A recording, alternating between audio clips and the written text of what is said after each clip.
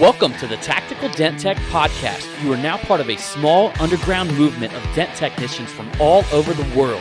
We are on a mission to change our industry with innovation, intelligence, and skill. But because we don't rely on an insurance company to steer customers our way, we need to do things different.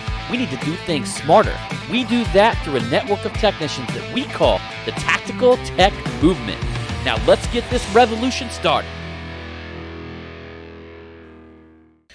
Hey, what's up, everybody? John Hiley here with the Tactical Dent Tech Podcast. Chilling with the co-host, with your most, your girl, Angela Hiley. Ooh, that was so good. I should say Angela Rose Hiley. Holla! That's what happened when she married me before she was Angela Rose Wilking. There's nothing wrong with my maiden But listen last to name. When she married me, she became Angela Rose Hiley. Ooh! She rose highly to a very high point, higher than she had ever been as a Wilking. You're funny as hell. Ah, yes. Aw. Yes, I am. Well, we know your brother is the family scholar. Oh, dear God. Let's not go there. He Please, is dear the Lord. Family Einstein, like the Stop. Albert Einstein. No, he's not. No, he's not. Has he gotten one of them Nobel Prize? No. He hasn't gotten a Nobel Prize yet? No. Well, your mom and dad think that he's up Oh, to it, dear right? God. Why me? Welcome, everybody, to the Tactical Dent Tech Podcast. I have a confession. Oh, Lord. Well, the last two times I don't think I was very, sociable on the podcast. It's because she smokes too much weed. It's because I was high as hell. Yeah, she just sits over there with a weird smile on her face. And then, after the I always get podcast the is giggles. over, she's like, you didn't let me get a word in. No, I didn't say that the last two She's times. like, you just waiting to steal my shine, John Hiley. Every time I turn around, you're stealing my No, shine. the last two times is because I was out in the garage or whatever. And then you're like, and I come back in, you're like, okay, let's do this podcast. And I'm like, okay. Yeah, right. You knew we were going to do the podcast before you started smoking weed. Here's the point. When's the last time I smoked weed? I think it was when we watched Cheech and Chong, right? Up in Smoke? It's been a little while, hasn't it? What, It's been a while. 6 months ago? Probably. Maybe a little bit the last longer. time you talked out your nose. I don't really like. I don't like the way it makes me feel. It makes me feel paranoid, sweaty. I get hot. I get very nasally. It's so I get nasally when I have a podcast though for some reason. It's like this podcast does the same thing to me that weed does to me. Oh. It's really good for my anxiety. So, makes me very mellow.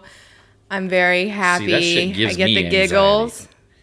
Well, but see, here's the thing. Sometimes you can smoke a little too much and then you need 10 minutes and then you're cool. I still think that that one purple weed that we had back in the day, Yeah. that shit was straight laughing gas. Yeah. It was like you smoked it and you couldn't quit laughing. We got it that was, from your fucking barber, right? impossible. Yeah, you shouldn't be telling people we get it from my barber. People probably follow me and see him cutting my hair. All right, so don't tell nobody. That shit might as well be legal anyway. Well, It's yeah. pretty much became legal in a lot of states. There's a lot of benefits to that stuff, and it helps a lot of people out with many different conditions and whatnot. who gives a fuck about weed, smoking weed? You know what I mean? I don't know. I don't have a problem with it. Yeah.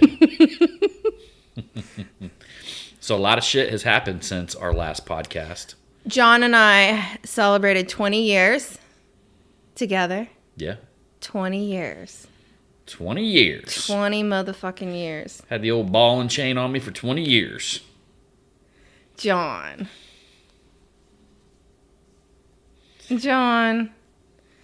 you should be glad you have a woman like me. All right, tell us all about it. So John here lately has been getting a little foofy because I will be sitting on the couch with the dogs and I can't get up because the dogs are sleeping with me. And I'm like, hey, honey, can you throw this away for me and like get me a sparkling water and maybe like some granola? Well, no, or it's some the way that popcorn? she approaches me with it, guys. That's No, the thing. no, She's acting like she does he it all gets so- sweet. She's I acting like do. she does it all sweet and innocent. I do. The first like 5 things that I got to get up and get her, it's like she uses this thing that she has our dog sleeping on her Because they as are. a way to make me a fucking maid. Like I ought to have a tutu on and run around here with like and give her like need a little fucking bell. Ding, ding, and I'm ding, just ding, running ding. around here getting shit left and right. Well, here's the thing. Here's the reason why I've been getting a little shitty with her about it. I don't know what the fuck you're calling foo-foo. It rhymes with tutu though.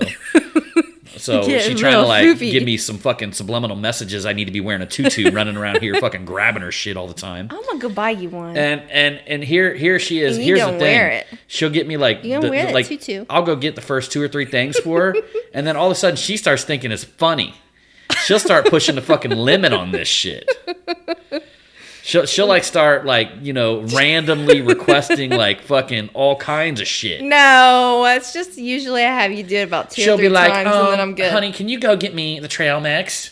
I'll go get it for her. And then she'll be like, well, can you put away the little clip here that's on top of the trail mix? And I'll be like, can you go back and get the clip for me so I can re-clip up the trail mix? I don't say And then it I'll like bring that. it back, and then she'll be like, I'll say it like that. Throw away this empty water. Then she starts laughing as I'm walking away. Like, she'll start laughing and shit at me as I'm walking away, You knowing like that... it. You Yeah. like it. You love me because I do a lot of shit for you too. So I'm like her little bitch. Oh, come on. I do a lot of shit for you too. So, You need to do more. just like how you stepped in dog shit the other day and I cleaned it off of your sandals. That's given. That's the shit you're just supposed to do as a fucking wife. John, that's You not guys nice. out there- That's not nice. I'm about to show y'all how to treat a fucking woman. You need to tell her ass what's up. Don't be acting really? like shit you're just expected to do is above and beyond your duty as a woman in general. Because this is just shit that you're supposed to do. Really? You know, when a man comes home, he ain't supposed to be running around like a little bitch, I don't grabbing make you this run and around. grabbing that. Oh, But wait, what do you're I being do? nice. What do I do, guys? I suck it up. I suck it up. I run around like a little bitch. I wonder what color tutu I should get you. Oh man. I think a pink one that's got like some sequins, so that way it like shimmers. You know, guys, you probably feel me on this one. These women are fucking lucky they have guys like us. Oh, You ever see, I'm talking to a bunch of motherfucking dent guys out there, number one, okay?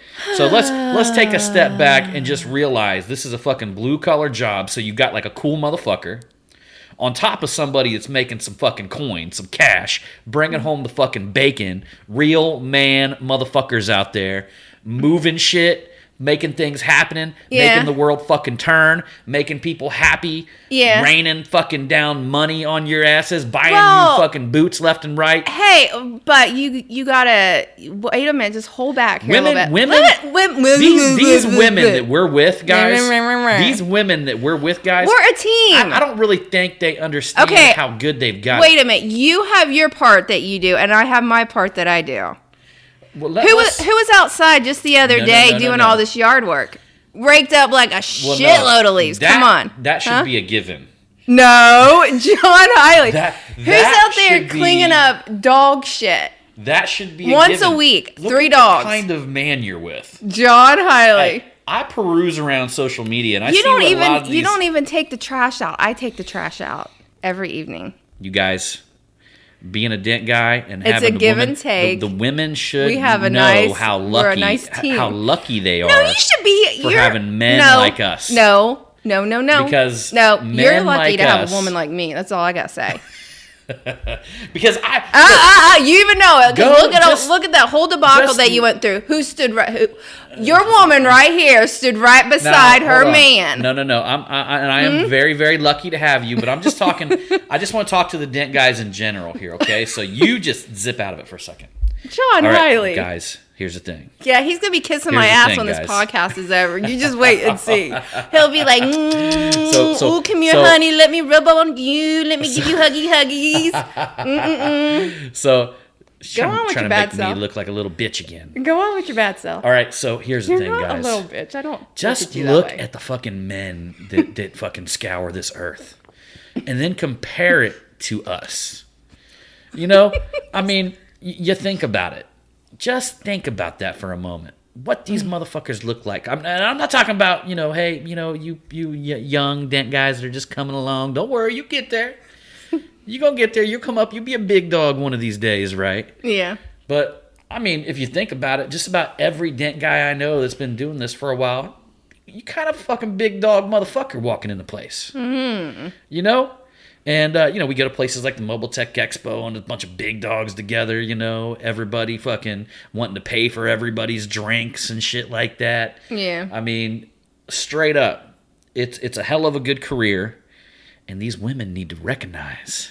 Oh dear They need God. to understand what they've got up in here. I'll just leave it there with you, okay? I'll let you have your moment. I did a poll inside of the Tactical Dent Tech group the other day. Mm-hmm. And it was before the election. And I did it because I wanted to know, I just wanted to get an idea. And I know there was some people that were hiding their feelings about Biden. But I wanted to do a Biden and Trump poll. And I couldn't fucking believe it. I put it inside the Tactical Dent Tech group. And literally within 30 seconds, Trump had 50 votes and Biden had 0, right? Yeah. So I just trying to get a good idea, man. I know that I run around this industry really not giving a fuck, telling everybody how I feel that I like Trump.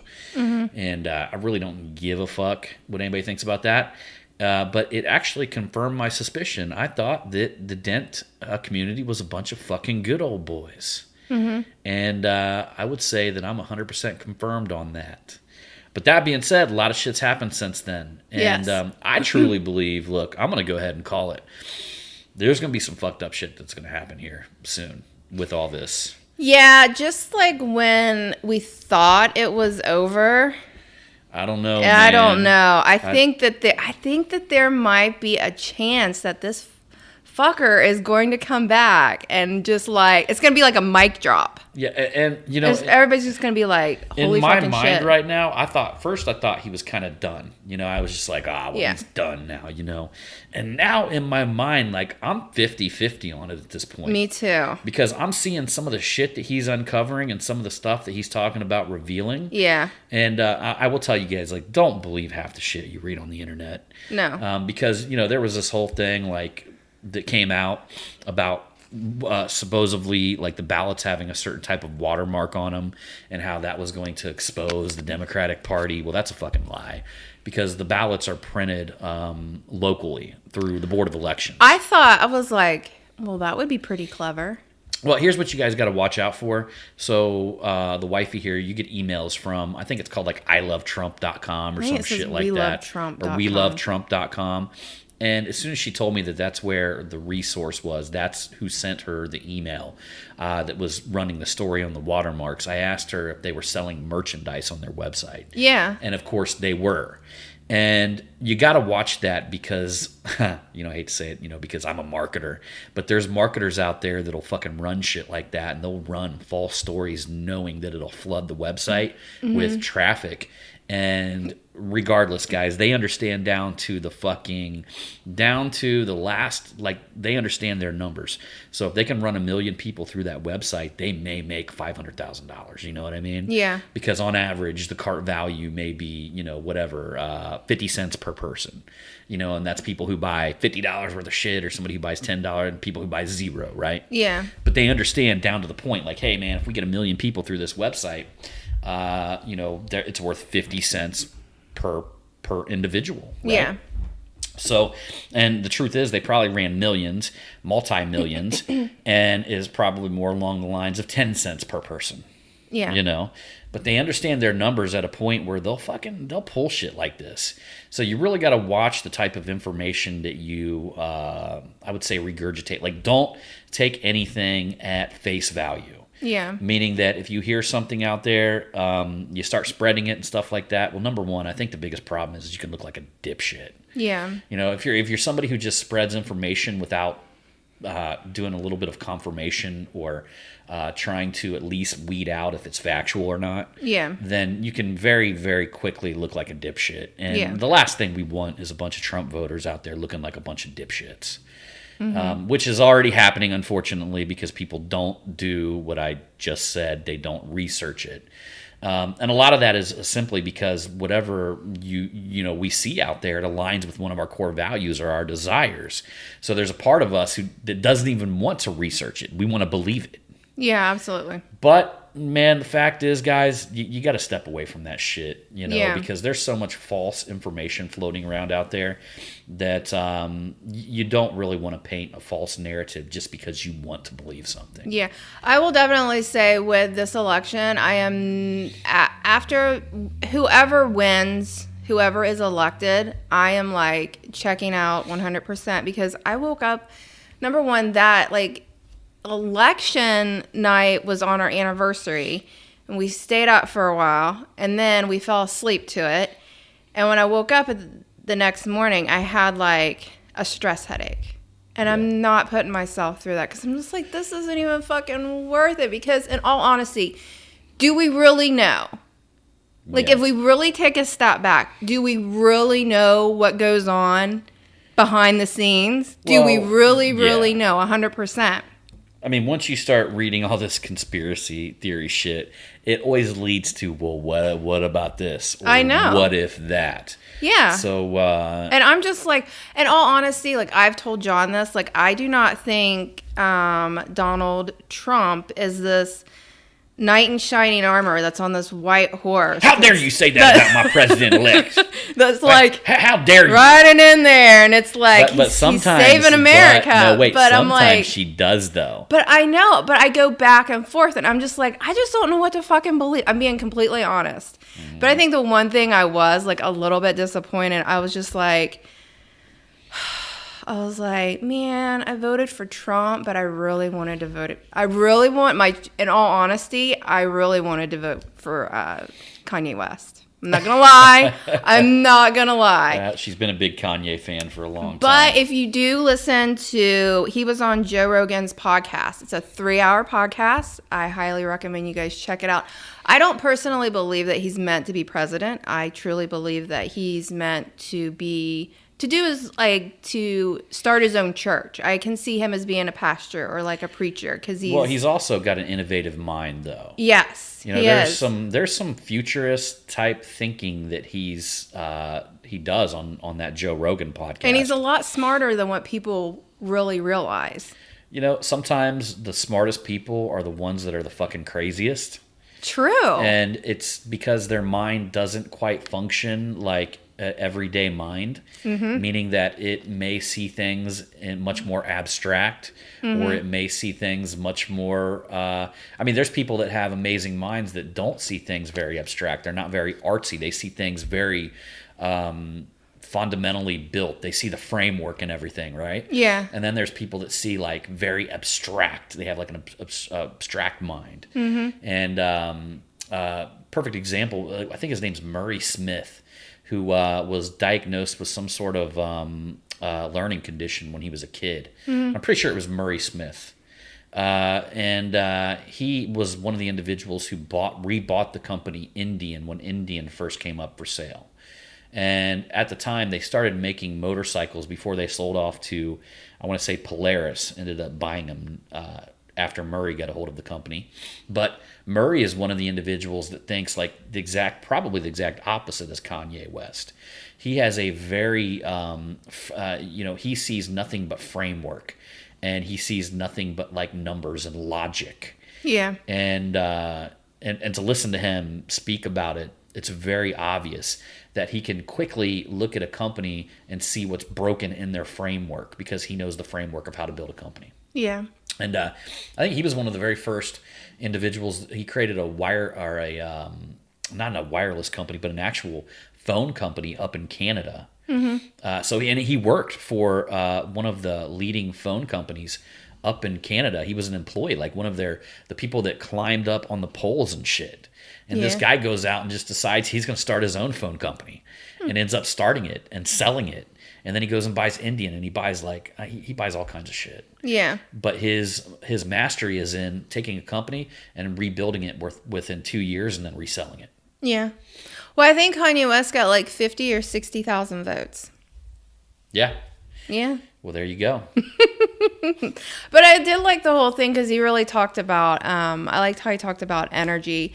You know, he really kind of like focused on like this whole COVID. Well, he probably got millions of votes, but they probably turned him into Biden votes. There you go. You never know. Mm-hmm. You never know. But I like when he was talking about energy. You know, he was talking about like the coronavirus and shit like that, saying that, and I totally agreed with him on this, like the way that the media and the government has like pumped so much fear and confusion and chaos and all this and that.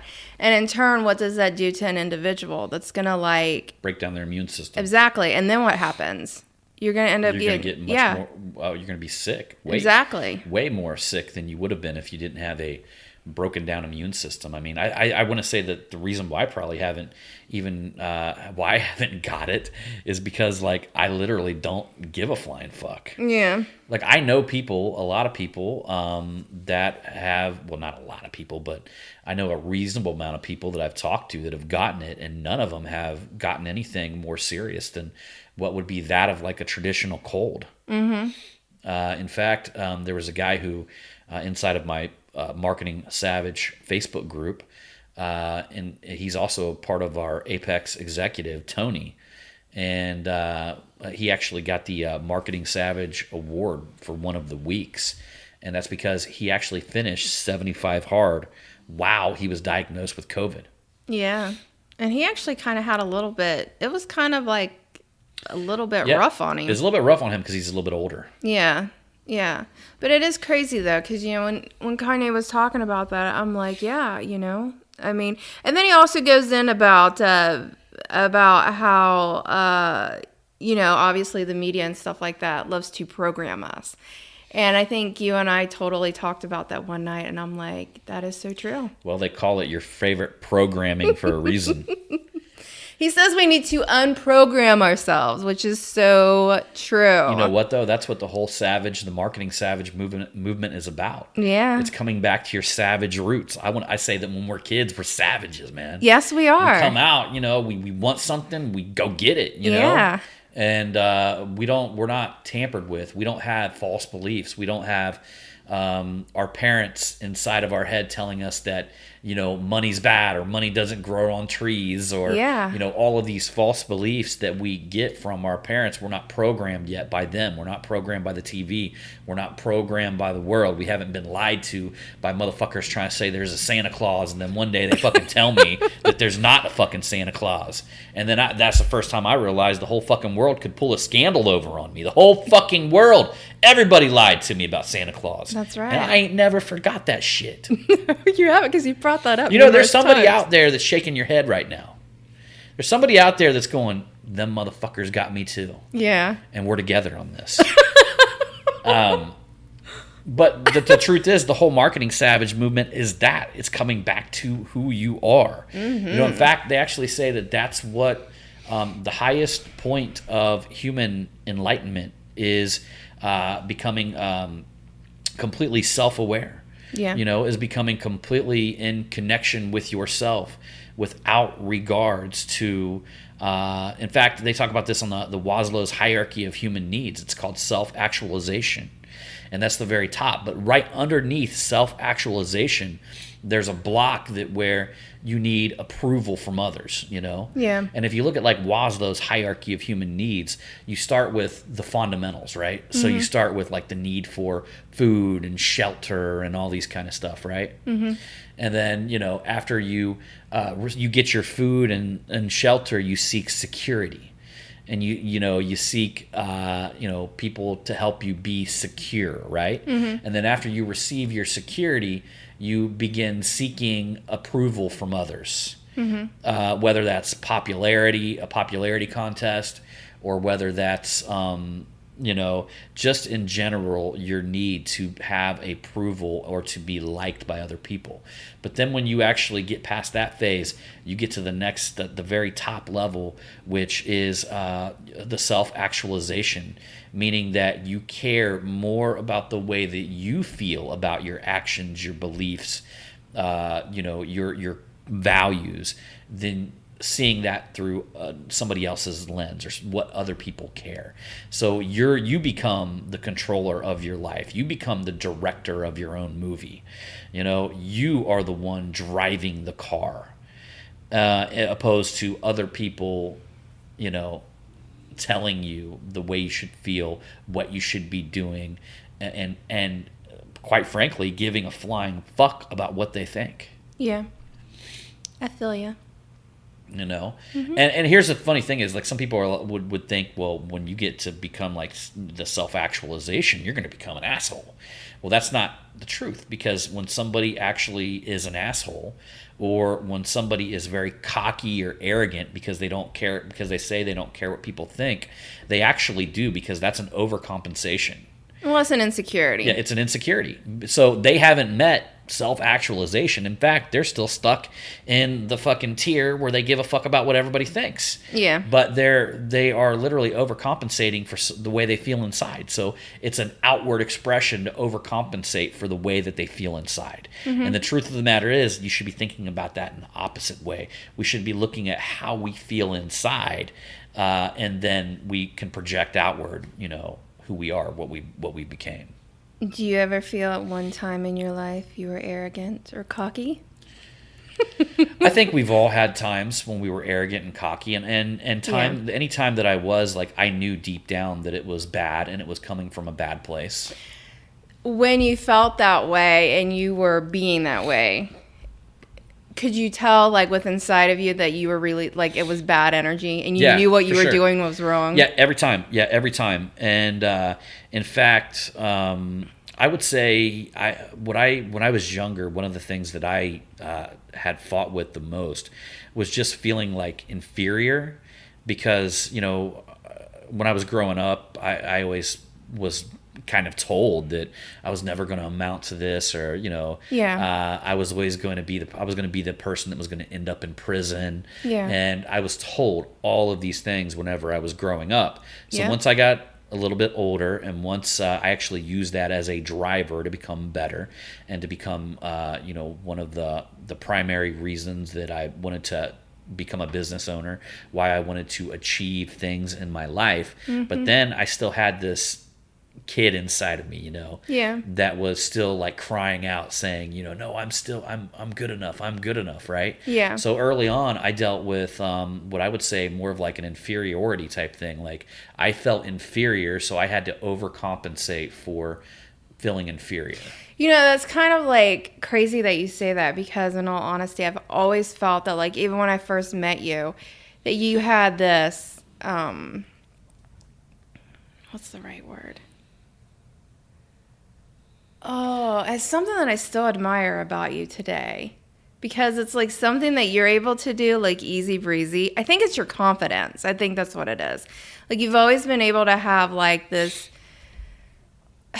not in a bad way, but in a good way. Like, you've always held yourself to where you've had, like, this amazing confidence. And I think that, like, with me, that's something that I've always battled with. And I think that's something that I've always, I think that was, like, one of the things that really, like, I really maybe was, like, craving when I first met you, is because, like, the way you held yourself and the confidence that you had.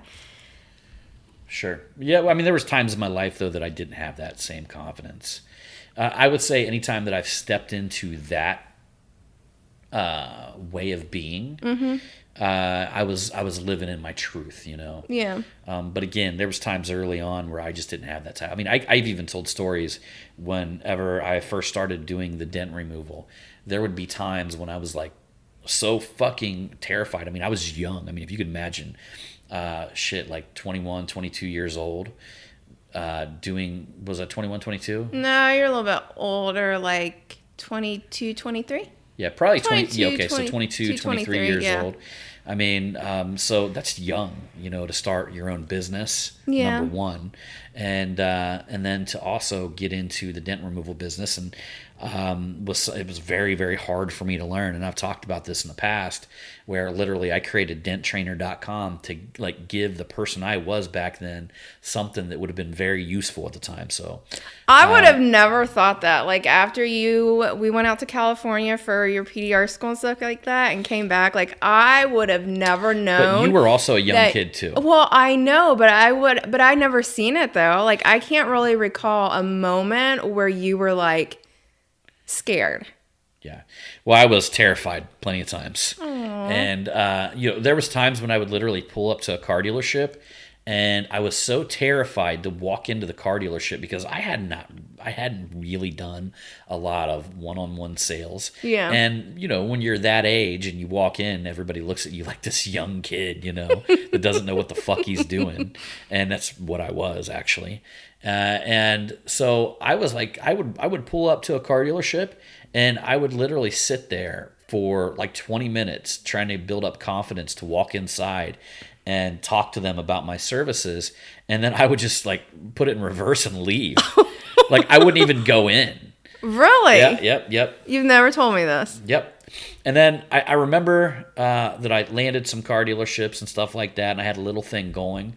But I still remember the day. There was one day that I woke up and I just said, man, I'm fucking done with this shit. I was like, I am going out and I am getting mine. I am taking mine. Yeah. And I literally just jumped in my truck and I went towards some cities, some towns that I hadn't ever checked out. When like Urbana. Like up through Urbana, up through Bellefontaine, all the way up to Kenton, Ohio.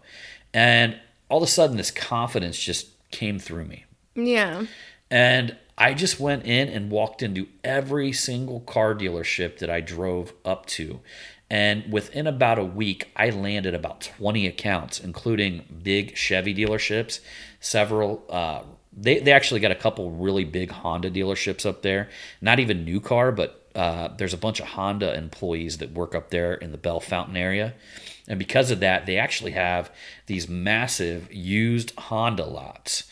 Literally, like each one of them probably had around 150 to 200 cars. I remember when you did that because you had no cell service. And I'm like, I could not get a hold of you and I was freaking out. And I'm like, I think that's when we lived out. Is that when we lived out on the farm? Yeah. Yeah. And I couldn't get a hold of you. And I was just like, what the fuck? And then next thing you know, I think it was in the evening, maybe around like 6 or 7 o'clock. And you called me and you were so excited. You were just like over the moon. And I'm like, okay, thank you, Jesus. There's nothing wrong with my husband. And I'm so glad that. Yeah, I couldn't get cell service up there. So yeah. As soon as I got into them cities, like my cell phone was gone. Yeah. So what sucked about that is I would go to all these car dealerships and then, I would leave and I could have came back and taken care of another one or something like that, but I didn't get their phone call until I got out of the area. Yeah. It's like I would leave a place, but when they would call me and want me to do another car. But that was the very first time I just got this whole, it just seemed like I woke up one day and things like changed that day. You seize the moment? That's the way it's always been for me, though. Yeah. In many of our business models, even when it came to the hailstorm that we had here in 2011, it was fucking chaotic, guys. I mean, 2011 was a fucking crazy hail damage year. Yeah. I mean, it was hailing everywhere. That was 2011, right? Yeah. Yeah, 2011. Mm-hmm. It was hailing everywhere. And here I find myself in our area, and I'm literally a route guy at the time. So I'm driving and doing only 4 days a week worth of route work, but it was all retail. Mm-hmm. And I was making killer money, like, anywhere from $2,500 to $3,500 a week, depending on how much I wanted to work that week. I was only working 4 days per week. I was setting our own schedule. We were spending a lot of time with my son, taking him places before he had to, eventually go to school and things like that. Yeah. And so, here we had this very nice business set up that was very laid back. It was a leisure type business. And then all of a sudden, down here where we currently live right now in Centerville, Ohio, just gets fucking smashed. And I mean smashed with hail damage. And it was around 6 o'clock in the evening, like between 5 and 6. Yeah. And down around here, there's like thousands of cars everywhere. I mean, it's people are very surprised when they come and see the area we live. It's really fucking busy. And that hailstorm hit this area during probably one of the busiest times that it could have hit. Yeah, like peak time. Yep. And I want to say that it was over 100,000 cars that got damaged in that storm. Mm-hmm. The storm was a very wide, and it went on for probably 15 miles straight. But one of the twists, though, is during that hailstorm and that year is when my anxiety got out of control, and you had to take me to the hospital, remember? Yep. And so here's John, like, dealing with this, but then also trying to take care of me, because I'm, like, the anxiety's to the point to where I couldn't leave the house. So John was doing the grocery shopping. And he was also going to the other stores to pick up stuff as well. I needed to bring this up in our earlier conversation now, didn't I? And he was bringing home dinner every night, too. Yeah. Yeah. So, once again, she's very lucky to have a man like me. But the thing is that you, of course, stepped up and took care of our family when I couldn't do the things that I needed to do. So... and vice versa. Yeah. I don't want to forget where I was going here. My bad. So during that hailstorm, I was literally staffing 3 body shops and then also staffing all of the retail that I had coming in as well. So in fact, I had one body shop that was clear up in Springfield, Ohio that I was staffing, and that was a storm from 2 weeks prior. I had a body shop in Waynesville that I was staffing. We had a body shop in Centerville here that I was staffing. So these 3 shops were kind of spread out, and then I was taking all of my stuff into our body shop location here in Centerville that we rented a building that was like the size of a football field. And so here I am trying to staff all of these places. Well, again, it was one of them years where just every fucking city was getting hit. I would staff a body shop. The guys would be here for 2 days, and then their hometown would get hit. And that's a given. People were going to leave when that happens. Yeah. I had people that came up here that couldn't handle the damage. They seen the damage. They came, they saw, and they fucking left. They didn't conquer. Right. They didn't conquer. They left. Yeah. And I had the very first month, we had several guys that were like bitchers and moaners, but I had to keep them around just because they were all that I had. Yeah. And so the very first month was stressful as fuck. Like all day long, my body shops are calling me going, we need another guy. We need another guy. We need another guy. And I'm running I'm literally almost to the point where I'm about to say, fuck it. Mm-hmm. And I'm just going to go into one of my body shops and be like, you fucking hire the people. I'm going to put my head down and work. Yeah. Don't bother me. It got to that point. I mean, it was really fucking stressful, guys. But here's the thing. Again, one day I woke up and I went from the day previous to being like this fucking ball of stress that all I could think about was like all the bad shit that was going to happen to me. Yeah. Like that's all I could think about was like, what the fuck is going to happen? Like, how am I going to get kicked in the nuts today? And how am I going to deal with it? And who's going to call me? And like, what the fuck? And like, everything was just chaos.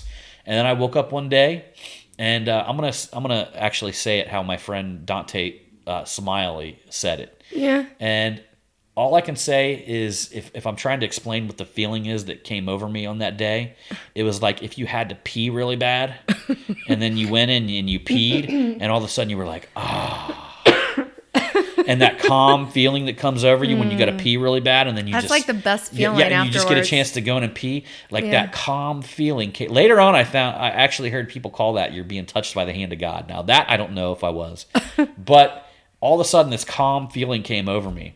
And I remember walking into one of my body shops, and I had a guy there working for me, and he's like a full-blow fucking Indian guy, like full-blow, like not Indian as in, but American Indian. And he walks up to me, and he goes, you look different today. And I'm like, yeah, man. He's like, huh. He's like, something's just different about you. I don't know what it is, And he picks it up right off the bat. And that day, I got a phone call from, so I had a guy who came up and was staffing some of the storms with me, and then he had to leave.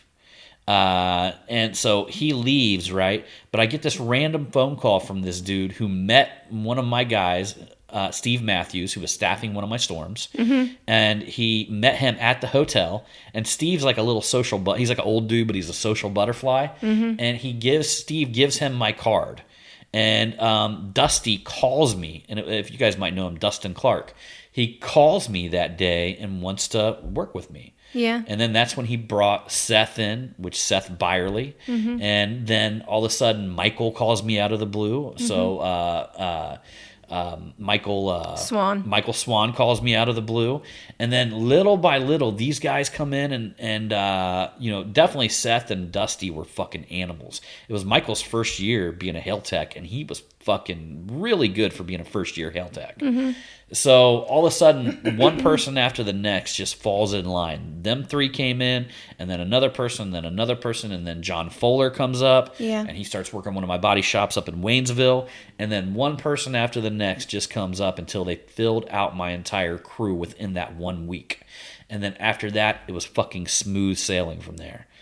I'm not saying it was perfect, but it was fucking good. Yeah. And that all happened, like, I have this concrete belief that the world, the universe, God, whoever it is going to test us until we're almost on the brink of collapse. And if we can step past that, and if we can hold steady through that brink of collapse, then we're rewarded. I feel you. You get me all emotional over here because it's so good. But do you think that, like, what you just said is probably with, like, what a lot of the stuff that's going on in the world, do you think that could be a test for a lot of us? Yeah, I think we are all going through a test right now. Yeah, we're going through a test right now. And the truth of the matter is, one of the best advice that I have gotten when it comes to these tests and these things, because, man, like, nobody wants to be there, right? Nobody wants to be in the darkness. Nobody wants, like, a series of bad shit to happen to them, right? No. We all want life to be, peachy and perfect and good, and we all want to live in a happy place. But that being said, one of the best advice that I've ever gotten, look, we're all going to get lifed at some point. And one of the best advice is to lean into the darkness. And when you're in these dark times, like, maybe at some points, like, I'm at the point now where I don't try to rush through them. There's a lot of people that are just like, they try to rush through them. Like, I feel there's something in there that needs to be found. That's true. So there's these dark moments, these stressful times, these times that we get hit with these things. And there's usually a life learning lesson, or there's a seed of greater knowledge that is to be gained when we're in these areas, that if we lean into it and we look. And what I mean by leaning into it is, like, if I told you to jump off my balcony onto that trampoline, the very first thing you would do would look over and you would lean into it, right? Yeah. And you would assess the situation and you would look down at it. Now, you might not do it. You might be like, no, fuck you. You're crazy. I'm not going to do that, right? Yeah. But you leaned in and you looked at it and you at least seen what the situation is, right? And you thought about it. You thought about it. Yeah. And I want to say, sometimes we get so down and out when it comes to these times in our life where we're walking or treading through the darkness, that we don't even want to look in there, Yeah. We just want to get through it as quick as possible. But I'm here to tell you, maybe if you step in and leaned into it and you looked at it, you would see that whatever it is that you're afraid of, or whatever it is that you're scared that's going to happen, isn't really that fucking bad. Maybe that trampoline, that fall that you might have to take if things went wrong, really isn't that far away. Yeah. And maybe it wouldn't hurt you that fucking bad. That's true. So maybe there's not even something in there to worry about. Maybe we're making a bigger deal out of something. What's the worst thing that could have fucking happened to me during that storm? I got people calling me left and right. I'm putting all this pressure on myself to deliver and all this kind of stuff, right? The worst thing that could happen is, well, some people got mad at me, and then it didn't work done. out. It Yeah. didn't work out. It didn't right? pan out the way you wanted Was it it going to. to be the end of my world? Would I No. not have been able to come home and have dinner with my family and spend time with my dogs and still be able to hug a puppy? You know, I mean, Hug a what is puppy. the like a lot of times if we just decide that we're going to be tortured by whatever it is that we're dealing with, if you lean in and look at it, maybe that fall or maybe that's whatever you're trying to avoid isn't as bad as what you're making it out to be. So maybe we're putting ourselves through a little bit more pain than what we actually need to be going through. That's so good right there. That's so good. You know. Mm-hmm. So, and the battery is dying on the computer, so we better end this. Oh, shit. So, all right, everybody. I appreciate you for coming along. Damn on it. I this. guess I'll just have to tell the funny story next time then, huh? Yep, it's about dead. All right. All right, guys. Appreciate you for coming along on this Tactical Dent Tech podcast. And as usual, we're going to see you on the next one. And remember, it's all about the motherfucking hustle. Bling, bling. Bang, bang. Pew, pew.